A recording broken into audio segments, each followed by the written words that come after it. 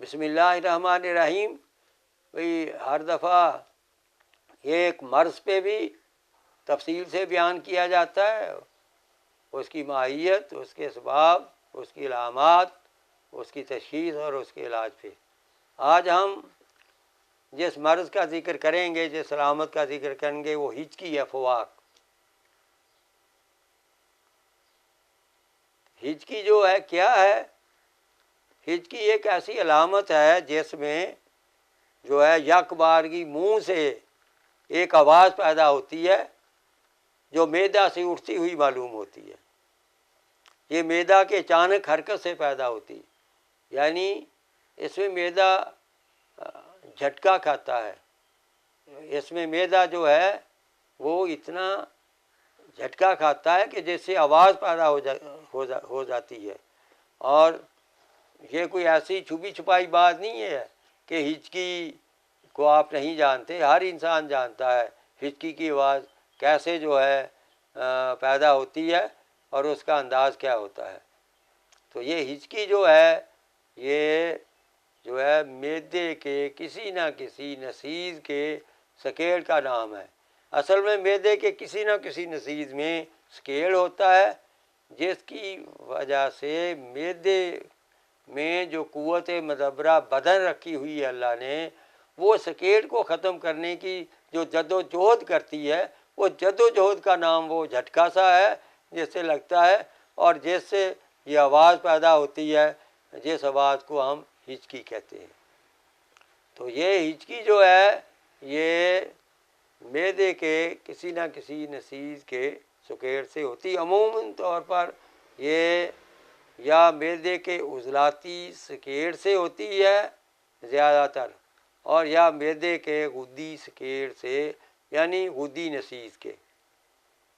معدہ جو ہے یہ مرکب ہے جو ہے اعصابی نسیج، عضلاتی نسیج، غدی نسیج اور الحاقی نسیج سے۔ تو ان میں سے عام طور پر عضلاتی نسیج میں سکیڑ پیدا ہو جاتا ہے تو تب بھی جو ہے یہ ہچکی کی صورت پیدا ہو جاتی ہے۔ اگر معدہ کا غدی نسیج میں، غدی انسجہ میں اگر سکیڑ پیدا ہو جاتا ہے تو تب بھی ہچکی پیدا ہو جاتی ہے۔ اور یہ اگر متواتر رہے تو یہ بہت خطرناک ہوتی ہے، معدے میں السر تک کا باعث بن جاتی ہے۔ اور غدی تحریک میں بعض اوقات استسقاء چکی کی صورت میں جب کہ جگر سکڑ جاتا ہے، اسے جسے کہتے ہیں جگر کا سکڑ جانا، تو اس میں جب اس حالت میں استسقاء چکی کی حالت میں ہچکی لگتی ہے تو یہ اکثر جان لیوا ثابت ہوتی ہے۔ یہ استسقاء چکی کی آخری جو ہے سٹیج ہوتی ہے، اور جس میں مریض کے تلف ہو جانے کے، اگر یہ ہچکی کنٹرول نہ ہو پائے تو پھر تلف ہو جانے کے چانسز بہت زیادہ ہو جاتے ہیں۔ تو اب ہم دیکھتے ہیں اس ہچکی کے اسباب کیا ہیں۔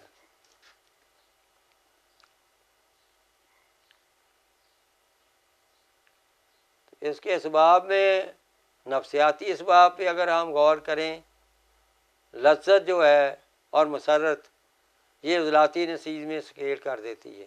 اگر کسی پہ لذت کا غلبہ رہے اور مسرت کا ماحول اسے حاصل رہے ہر وقت، تو نفسیاتی طور پر ایسی حالت میں عضلاتی نسیج میں سکیڑ پیدا ہو جاتا ہے۔ یہ عضلاتی نسیج میں سکیڑ کا باعث بن جاتی ہیں دونوں نفسیاتی حالتیں، مسرت اور لذت۔ اور غدی نسیج میں سکیڑ کا نفسیاتی سبب جو ہوتا ہے وہ گرمی خشکی ہے۔ وہ گرمی کی وجہ سے جو ہے گرمی، ہاں یہ ہم نفسیاتی بات کر رہے ہیں، غصہ نفسیاتی سبب جو ہے یہ معدے کی غدی نسیج میں سکیڑ کا جو سبب بنتا ہے وہ غصہ ہے۔ اگر کوئی آدمی کسی ایسے ماحول میں رہے، اسے ایسے لوگوں سے واسطہ رہے، ایسے سٹاف سے یا ایسے عملے سے یا ایسے ماحول سے جہاں وہ غصے ہی کا شکار رہے تو پھر اس کے معدے کے غدی نسیج میں سکیڑ ہو کر ہچکی کا باعث بن سکتا ہے۔ یہ تھے نفسیاتی اسباب۔ اب کیفیاتی اسباب پہ غور کرتے ہیں۔ جب کسی کے معدہ میں خشکی کا غلبہ ہوگا تو اس کے عضلاتی نسیج میں سکیڑ ہوگی جو کہ ہچکی کا باعث سبب بن جائے گی۔ اگر معدہ میں گرمی کا غلبہ ہوگا تو پھر معدے کی غدی نسیج جو ہے اس میں سکیڑ کا سبب اور باعث بن جائے گا، تو پھر غدی ہچکی جو ہے وہ لگنے کا جو ہے صورت پیدا ہو جائے گی۔ اس کے بعد جو مادی ہیں، مادی اسباب یہ ہیں کہ اگر کوئی آدمی زیادہ تر چٹپٹی تلی اور خاص طور پر خشک اغذیہ کے کھانے کا عادی ہو، خشک غذائیں زیادہ کھاتا رہے تو اس کے بھی معدے میں خشکی جو ہے وہ غالب آ جاتی ہے، جس سے معدے کے عضلاتی نسیج میں سکیڑ ہو کر ہچکی کی صورت پیدا ہو جاتی ہے۔ دوسری صورت، اگر کوئی آدمی متواتر گرم غذائیں کھاتا رہے تو گرم غذائیں متواتر کھانے سے اس کے معدے کے غدی نسیج میں سکیڑ پیدا ہو جاتا ہے اور جس سے اسے غدی ہچکی کی شکایت ہو جاتی ہے، غدی ہچکی کا پرابلم ہو جاتا ہے۔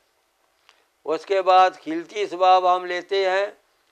خلطی اسباب میں جب معدے میں تیزابیت بڑھتی ہے، جسے جدید سائنس نے تیزابیت کا نام دیا ہے اور طب اسلامی نے سوداویت کا نام دیا ہے، جب معدے میں سودا کی مقدار بڑھ جاتی ہے، خلط سودا زیادہ ہو جاتی ہے تو معدے کے عضلاتی نسیج میں سکیڑ ہو کر جو ہے ہچکی کی صورت پیدا ہو جاتی ہے۔ اگر معدے میں صفرا کی زیادتی ہو جائے تو صفرا کی زیادتی کی وجہ سے معدے کے غدی نسیج میں سکیڑ پیدا ہو جاتا ہے، جس سے غدی ہچکی کی صورت پیدا ہو جاتی ہے۔ اب ہم عضوی طور پر لیں تو عضلاتی اعصابی تحریک میں جو ہے ہچکی کی صورت پیدا ہو جاتی ہے اور دوسری صورت غدی عضلاتی تحریک ہے، اس میں بھی ہچکی کی صورت پیدا ہو جاتی ہے۔ دیگر اعضاء پر اس کا کیا اثر ہوتا ہے یہ واضح ہے، یہ کسی سائنس میں یہ باتیں نہیں بتائی گئی۔ یہاں پر ایک جو عضو متاثر ہوتا ہے اس کا دوسری اعضاء پر کیا اثر ہوتا ہے، اس طب مفرزہ میں حکیمی انقلاب نے نکھیڑ کر بتا دیا ہے۔ جب عضلات میں تحریک ہوگی، اعصاب میں تحلیل ہوگی اور غدد میں تسکین ہوگی، یہ حالت ہوگی عضلاتی ہچکی کے مریض کی۔ جب غدد میں تحریک ہوگی تو عضلات میں تحلیل ہوگی اور اعصاب میں تسکین ہوگی، یہ حالت ہوگی غدی تحریک میں دیگر دو اعضائے رئیسہ کی۔ تو یہ تو اس کے اسباب ہیں جو کہ بندہ نے بڑی تفصیل کے ساتھ بیان کر دیے ہیں۔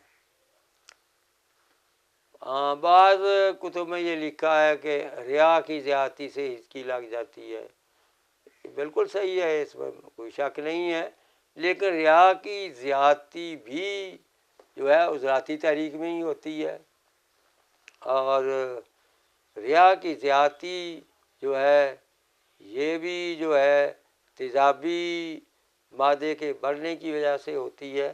تو اس لیے جب ہم نے کہہ دیا کہ تیزابیت بڑھ گئی تو اس میں آ جاتا ہے کہ ریا بھی باعث اس کی بچ جاتے ہیں۔ اب تشخیص کی طرف آئیں گے ہم۔ تشخیص کے لیے ہم نے دیکھنا ہے کہ ہم یہ جانچیں کہ یہ عضلاتی اعصابی تحریک کی ہچکی ہے یا یہ ہچکی غدی اعصابی تحریک کی وجہ سے ہے۔ ہم نبض دیکھیں گے جب آپ نبض دیکھیں گے، اگر نبض جو ہے 2.5 سے 3 انگلیوں تک طوالت میں ہے اور وہ مشرف ہے، بلند ہے اور وہ قوی ہے اور اس کے ساتھ سلب ہے اور سری ہے، تو پھر ہمیں یہ پکا پتہ چل جائے گا، تشخیص ہو جائے گی کہ یہ ہچکی جو ہے یہ عضلاتی اعصابی ہی ہے۔ اور اسی طرح اگر ہم کرورا دیکھیں گے، اگر کرورا میں سرخی کا غلبہ ہے، بعض اوقات اس میں ہلکی سی زردی بھی پائی جاتی ہے، بعض اوقات زردی نہیں ہوتی، صرف کرورا میں سرخی نظر آ رہی ہوتی ہے، اگر صرف سرخی بھی نظر آئے تو ہم اسے کہیں گے کہ یہ عضلاتی اعصابی ہچکی ہے۔ تو یہ تشخیص ہے عضلاتی اعصابی ہچکی کی۔ تو عضلاتی اعصابی ہچکی کے لیے اب میں علاج بھی بتا دیتا ہوں۔ میرے پاس ایسے کافی مریض آتے ہیں، لیکن ایک مریضہ نوجوان لڑکی جس کی عمر کوئی 16-17 سال تھی، وہ ایک دفعہ لائی گی جسے شدید ہچکی تھی، اتنے جھٹکے لگتے تھے نا، بندہ دیکھ کر دنگ ہو جاتا تھا کہ ہچکی سے اتنا زبردست جھٹکا لگ رہا ہے اس بچی کو، پورا کا پورا جسم جو ہے بڑی جو ہے شدت سے جو ہے وہ آگے کی طرف جھک جاتا تھا ہچکی سے۔ تو ایسی حالت میں بندہ نے نبض دیکھی، اور ایسی شدید نبض، میں آپ کو عام یہ بات بھی بتا دوں کہ عموماً عضلاتی تحریک میں ہوتی ہے، غدی عضلاتی تحریک میں ایسی شدید ہچکی کی صورت نہیں ہو سکتی۔ ہچکی کی شدت جو مریض کو تڑپا دے اور ہلا دے، جھٹکے پہ جھٹکا لگائے، تو ایسی جو ہے عضلاتی اعصابی میں ایسی صورت ہوتی ہے۔ تو میں نے اسے تریاک معدہ آدھی چمچی صبح دوپہر شام اور اکثیر بادیان 2 گولی صبح دوپہر شام، اور غذا میں غدی عضلاتی اور غدی اعصابی اغذیہ اسے تجویز کیں، تو اللہ کے لطف و کرم سے جب وہ بچی کو لایا گیا، بچی بالکل نارمل تھی، اس کی ہچکی جو ہے وہ بالکل ختم ہو چکی تھی، اور میرا عضلاتی تحریک کے لیے یہی معمول مطلب ہے جو اکثر کامیاب ہوتا ہے، ناکام نہیں ہوتا۔ اس کے لیے ایک اور مرکب بندہ آپ کو بتا دے، زنجبیل 5 گرام اور فلفل سیاہ 5 دانہ کا جو شاندہ میٹھا کر کے پلا دیں، انشاءاللہ تعالی عضلاتی ہچکی جو ہے اس سے صحت مل جائے گی، تندرستی ہو جائے گی۔ اس کے علاوہ اور جو ہے نسخہ اس کا جو ہے عضلاتی جو ہے اس کا یہ ہچکی کا، تو اس کے لیے آپ ایسے کریں کہ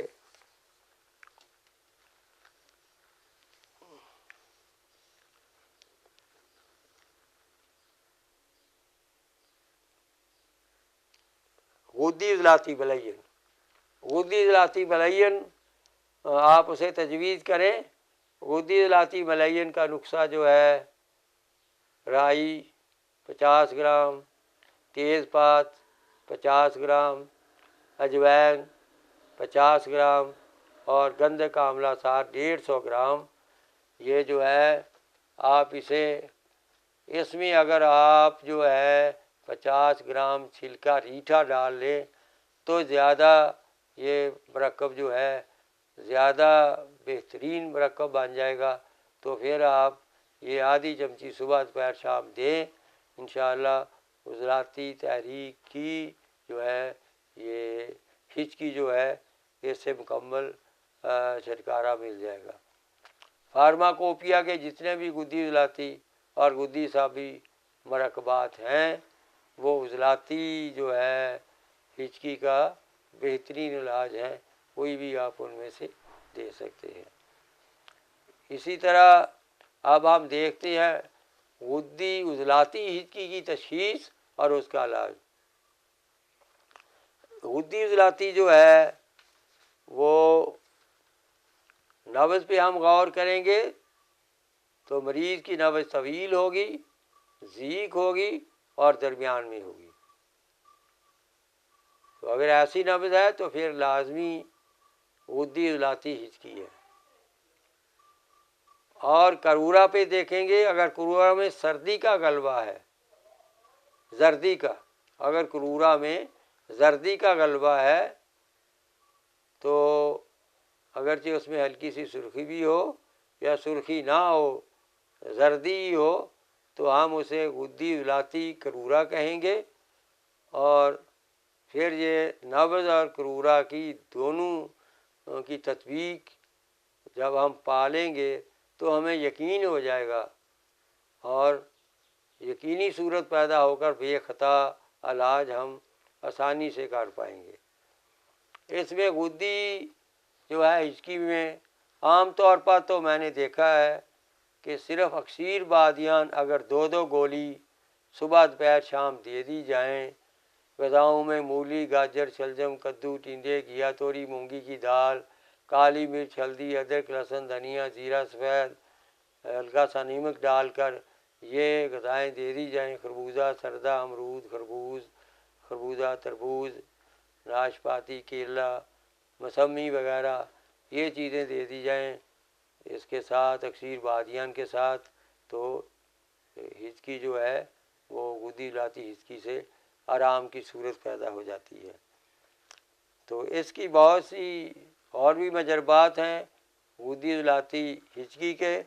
ملٹھی مکشر کو باریک پیس کر، مکشر وہ کہتے ہیں ملٹھی سے اوپر سے چھلکا اتار دیا جائے تو اسے کہتے ہیں ملٹھی مکشر۔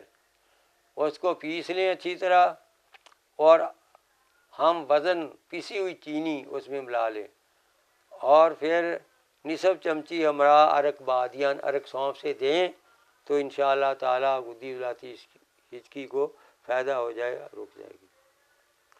اس کا اور مرکب ایک اور نسخہ، 7 پودینہ نصف رتی، نصف سے 1 رتی تک 7 پودینہ، اور گلقند 20 گرام میں ملا کر یہ دیں تو غدی عضلاتی ہچکی جو ہے فوراً رک جائے گی، انشاءاللہ ضرور فائدہ ہوگا غدی عضلاتی ہچکی کے مریض کو۔ اس کا ایک اور مرکب، ہلدی کے جو ہیں 1 گرام سفوف کو 1 گرام ہلدی کا پاؤڈر لے لیں، شاید 5 گرام اس میں ملا کر چٹائیں تو اس سے، یہ بڑا گھریلو ٹوٹکا ہے، اس سے جو ہے غدی عضلاتی ہچکی جو ہے اس سے آرام آ جاتا ہے۔ اسی طرح ایک اور مرکب، مغز بادام شیریں ہوں 5 عدد، کالی مرچ 5 عدد اور شکر 12 گرام رگڑ کر پیسٹ بنا لیں۔ یہ پیسٹ 3 خوراکیں بنا لیں، صبح دوپہر شام دیں، انشاءاللہ اس سے بھی غدی عضلاتی ہچکی جو ہے وہ بہتر ہو جائے گی۔ اس کے علاوہ ویری سمپل ہے، جو ہلدی 1 گرام شاید 5 گرام یہ پاؤڈر ملا کر آپ دیں تو اس سے بھی ہچکی جو ہے یہ ختم ہو جائے گی غدی عضلاتی۔ ایک آخری مرکب، کیونکہ لوگوں کو جور مجربات بہت ہوتی ہے، اس لیے میں نے کہا کوئی چند اس کے بارے میں نسخے بتا دیے جائیں۔ گل بابونا 50 گرام، برگ مکو 50 گرام، گدا املتاس 200 گرام، شہد 200 گرام، چینی 200 گرام۔ تو ان گول بابونا اور برگ مکو کو نصف کلو پانی میں خوب پکائیں، جب پانی آدھا کلو سے کم ہو کر 1 پاؤ رہ جائے تو پھر اسے پول لیں، پول کر پھر اس میں گدا املتاس جو ہے وہ ملا دیں، ملا کر اچھی طرح مل کر پھر اسے کپڑ چھان کر لیں، کپڑ چھان کر کے اس میں جو ہے شہد اور چینی ملا کر اسے جو ہے وہ معجون کے اقوام پر لے آئیں، اور یہ 10 گرام صبح و شام اور دوپہر کو پانی سے دیں، مریض چاٹ لے، انشاءاللہ تعالی اودھی عضلاتی ہچکی درست ہو جائے گی۔ یہ ہے ہچکی کی ماہیت، ہچکی کے اسباب، علامات اور علاج۔ اللہ حافظ۔